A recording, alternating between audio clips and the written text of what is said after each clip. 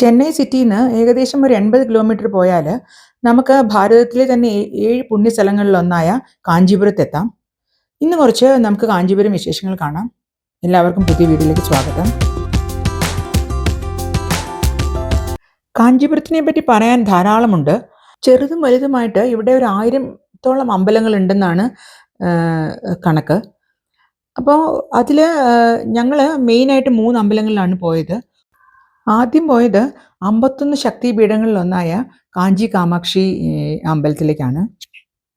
ശക്തിപീഠം എന്താണെന്ന് ഞാൻ ചുരുക്കി പറയാം. പണ്ട് ദക്ഷയാഗം നടക്കുന്ന സമയത്ത് ദക്ഷൻ ശിവനെ വളരെയധികം പരിഹസിക്കുകയും അപമാനിക്കുകയും ചെയ്തു. അത് കണ്ട് സഹിക്കാൻ വയ്യാതെ സതീദേവി അവിടുത്തെ യാഗാഗ്നിയിൽ തന്നെ ചാടി ദേഹവിയോഗം ചെയ്യുകയായിരുന്നു. പരമശിവൻ വളരെയധികം പ്രയാസപ്പെട്ട് സതീദേവിയുടെ ശരീരവുമായി അലഞ്ഞുതിരിഞ്ഞ് നടന്നു. അത് കണ്ടപ്പോൾ അത്ര ശരിയല്ല എന്ന് മനസ്സിലാക്കി മഹാവിഷ്ണു തൻ്റെ സുദർശന ചക്രം കൊണ്ട് ദേവിയുടെ ശരീരത്തിനെ 51 ഭാഗങ്ങളാക്കി അത് ഭൂമിയിൽ പതിച്ച സ്ഥലങ്ങളാണ് പിന്നീട് ശക്തിപീഠം എന്നറിയപ്പെടുന്നത്. അങ്ങനെയാണ് 51 ശക്തിപീഠങ്ങൾ ഉണ്ടായത്. അതിൽ നാഭി എന്ന് വെച്ചാൽ പൊക്കിളിൻ്റെ ഭാഗം വീണ സ്ഥലമാണ് കാഞ്ചി കാമാക്ഷി അമ്മൻ ക്ഷേത്രമുള്ളത്.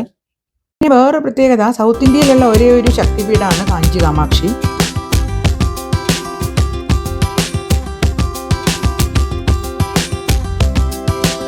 ഞങ്ങൾ പോയത് അവിടെ ഉത്സവം സ്റ്റാർട്ട് ചെയ്യുന്നതിൻ്റെ തലേ ദിവസമായിരുന്നു. അതുകൊണ്ട് ധാരാളം അലങ്കാരങ്ങളുണ്ടായിരുന്നു, നല്ല ഇലുമിനേറ്റഡ് ആയിരുന്നു, നല്ല ഭംഗിയുണ്ടായിരുന്നു ആ അമ്പലം സന്ധ്യാനേരത്ത് കാണാൻ.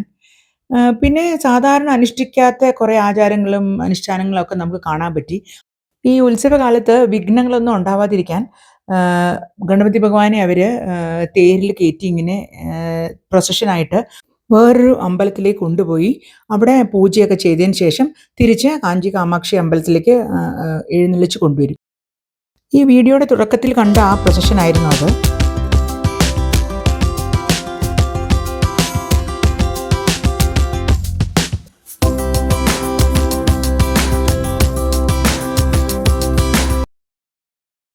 അങ്ങനെ ഞങ്ങൾ അമ്പലത്തിൻ്റെ അകത്തേക്ക് കയറി. അകത്തും വളരെയധികം ലൈറ്റിങ്ങും ഒക്കെ ആയിട്ട് നല്ല അലങ്കാരങ്ങളുണ്ടായിരുന്നു. പിന്നെ TV ഒക്കെ വെച്ചിട്ടുണ്ട്, ആൾക്കാർക്ക് ബുദ്ധിമുട്ടില്ലാതെ അവിടുത്തെ ഫങ്ഷൻസും ഞാൻ പറഞ്ഞില്ലേ ഗണപതിയെ കൊണ്ടുപോകുന്നതും ഒക്കെ അവർ അതിൽ കാണിക്കുന്നുണ്ടായിരുന്നു. ഇവിടുന്ന് ഉള്ളിലോട്ട് പോയി കഴിഞ്ഞാൽ പിന്നെ വീഡിയോ എടുക്കാൻ സമ്മതിക്കില്ല. അത് കാരണം ഇതിൻ്റെ ഉള്ളിലുള്ള കുറച്ച് കാര്യങ്ങൾ ഞാൻ കാണിക്കാം. ഇതാണ് മെയിൻ ഗോപുരം. 4 വശത്തായിട്ട് 4 ഗോപുരങ്ങളാണ് ഇവിടെയുള്ളത്. കാഞ്ചീപുരത്ത് ധാരാളം ശിവക്ഷേത്രങ്ങളുണ്ടെങ്കിലും ദേവിയുടെ ക്ഷേത്രം ഒന്ന് മാത്രമേ ഉള്ളൂ. അതാണ് കാഞ്ചി കാമാക്ഷി. അതുകൊണ്ട് വേറെ ഒരു ശിവക്ഷേത്രത്തിൽ പാർവതിയുടെ പ്രതിഷ്ഠയില്ല. മെയിൻ പ്രതിഷ്ഠയായ ശ്രീ കാമാക്ഷി അമ്മൻ്റെ മുമ്പിൽ ഒരു ശ്രീചക്രമുണ്ട്. അത് പണ്ട് ശങ്കരാചാര്യർ ഇവിടെ വന്ന സമയത്ത് ദേവി രൗദ്രഭാവത്തോടെ നിൽക്കുകയായിരുന്നു. അപ്പോൾ ദേവിയുടെ ആ ശക്തി അല്ലെങ്കിൽ ചൈതന്യം ശങ്കരാചാര്യർ ആ ശ്രീചക്രത്തിലേക്കാക്കി എന്നിട്ട് ദേവിയെ ശാന്തയാക്കി എന്നാണ് ഐതിഹ്യം. പക്ഷേ ശ്രീചക്രം കാണാൻ പറ്റില്ല. അപ്പോൾ അവിടെയാണ് പൂജയൊക്കെ നടത്തുക. അപ്പം നമ്മൾ ശ്രീചക്രം ഉണ്ട് എന്ന് വിചാരിച്ചിട്ട് സങ്കല്പിച്ച് തൊഴുകയാണ് ചെയ്യുന്നത്. പിന്നെ ഇവിടെ സുബ്രഹ്മണ്യൻ, ശിവൻ, ശങ്കരാചാര്യരുടെ പ്രതിഷ്ഠയുണ്ട്, പ്രത്യേക സ്ഥാനമുണ്ട് അവിടെ. പിന്നെ അതേപോലെ അയ്യപ്പൻ്റെ പ്രത്യേകത എന്താണെന്ന് വെച്ചാൽ ഇവിടെ പുഷ്കല പൂർണ്ണ എന്ന് പറഞ്ഞ് 2 പത്നി സമേതനായിട്ടാണ് അയ്യപ്പൻ്റെ പ്രതിഷ്ഠ ഇവിടെ. പിന്നെ അന്നപൂർണ, കാശി വിശ്വനാഥൻ, അങ്ങനെ ധാരാളം ഉപദൈവങ്ങൾ ഇവിടെയുണ്ട്. ശങ്കരാചാര്യർ സമാധിയായത് ഇവിടെയാണെന്നും അല്ല കേദാർനാഥിലാണെന്നും അങ്ങനെ 2 തരത്തിൽ പറയുന്നുണ്ട്. എന്തായാലും ശങ്കരാചാര്യർക്ക് ഇവിടെ ഒരു പ്രത്യേക സ്ഥാനമുണ്ട്. ഈ അമ്പലത്തിനെ പറ്റി ധാരാളം കഥകളും ഐതിഹ്യങ്ങളും ഉണ്ട്. പക്ഷെ വളരെ കുറച്ചേ എനിക്കറിയുള്ളൂ. അറിയാവുന്നത് ഞാനിങ്ങനെ ഷെയർ ചെയ്യുന്നു എന്ന് മാത്രം.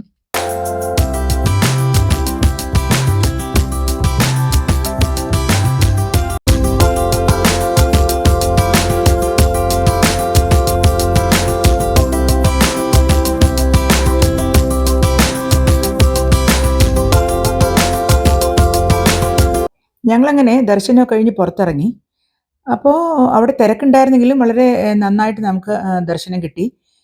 അങ്ങനെ ഞങ്ങൾ അതിൻ്റെ ചുറ്റുമൊക്കെ ഒന്ന് നടന്നു. അപ്പോൾ അവിടെ പഞ്ചഗംഗ എന്ന് പറഞ്ഞ ചെറിയ ഒരു കുളം പോലെയുണ്ട്. അപ്പോൾ അത് കാണാനാണ് ഞങ്ങൾ ഇനി പോകുന്നത്.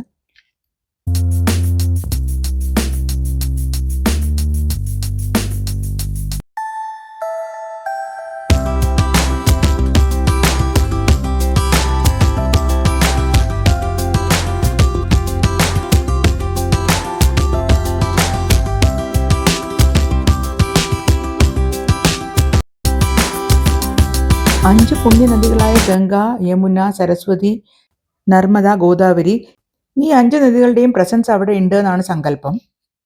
ഈ കുളത്തിന്റെ സൈഡിൽ നമുക്ക് എത്ര വേണമെങ്കിലും അവിടുത്തെ സൗന്ദര്യം ആസ്വദിച്ച് നിൽക്കാം. അത്ര അധികം ഭംഗിയാണ്.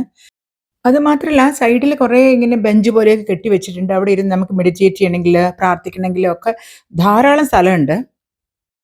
പിന്നെ എടുത്തു പറയേണ്ട കാര്യം എന്താണെന്ന് വെച്ചാൽ വളരെ നീറ്റ് ആൻഡ് ക്ലീൻ ആണ് അമ്പലത്തിന്റെ പരിസരങ്ങളും ഒക്കെ.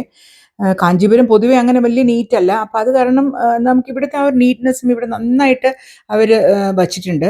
അപ്പം കാഞ്ചി മഠമാണ് ഇതിൻ്റെയൊക്കെ മെയിൻ്റനൻസും ഒക്കെ ചെയ്യുന്നത്. ഈ കുളത്തിന് ചുറ്റും ഇങ്ങനെ ഒരു പ്രദക്ഷിണമായിട്ട് ഞങ്ങൾ നടന്നു.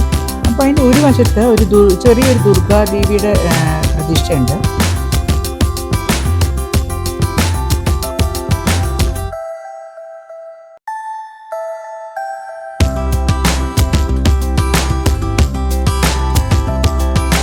ഈ 3 ഗോപുരങ്ങളുടെയും നടുക്കുള്ള ആ സ്വർണ്ണ ഗോപുരത്തിൽ ഏറ്റവും മുകളിൽ നമുക്ക് കാമാക്ഷി അമ്മനും അപ്പുറവും ഇപ്പുറവും ലക്ഷ്മിയും സരസ്വതിയും കൂടി നിൽക്കുന്നത് കാണാൻ പറ്റും. ഇതിൽ ഫോട്ടോയിൽ ക്ലിയർ ആയിട്ട് കാണുന്നില്ല. വളരെ ഇൻട്രിക്കേറ്റ് ആയിട്ടാണ് ഓരോ മൂർത്തികളും അതിൽ ഉണ്ടാക്കി വെച്ചിരിക്കുന്നത്.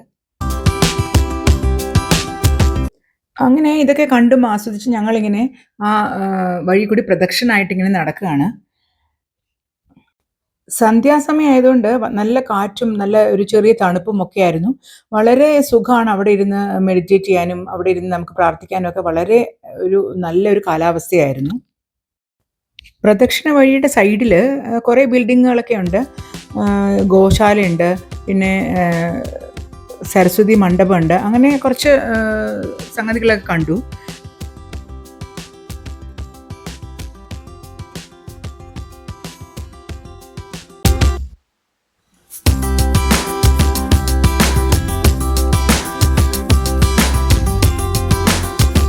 ഇവിടുത്തെ ഏറ്റവും ഭംഗിയുള്ളൊരു സ്പോട്ടാണിത്. ഇപ്പോൾ ഉത്സവം ആയതുകൊണ്ടാണ് ഇങ്ങനെയെല്ലാം ഇലുമിനേഷനും ഒക്കെ ഉള്ളത്. അല്ലാന്നുണ്ടെങ്കിൽ വിളക്കുകളൊന്നും ഉണ്ടാവില്ല.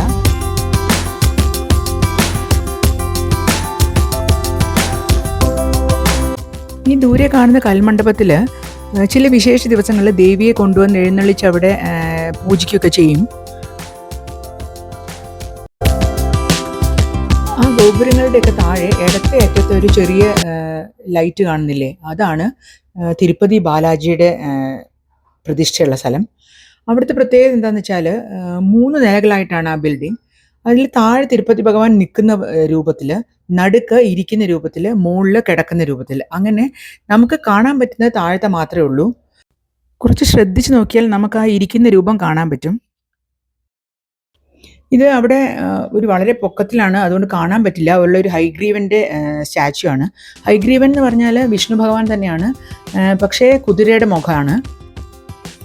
അങ്ങനെ ഇതെല്ലാം കണ്ട് ഞങ്ങൾ തിരിച്ചു പോയപ്പോൾ നേരത്തെ ഗണപതിയെ എഴുന്നള്ളിച്ച് കൊണ്ടുപോകുമെന്ന് പറഞ്ഞില്ലേ, ആ ഗണപതി അവിടുന്ന് പൂജയൊക്കെ കഴിഞ്ഞ് തിരിച്ച് കാമാക്ഷി അമ്മൻ്റെ അമ്പലത്തിലേക്ക് കൊണ്ടുവരുന്നത് കാണാൻ പറ്റി.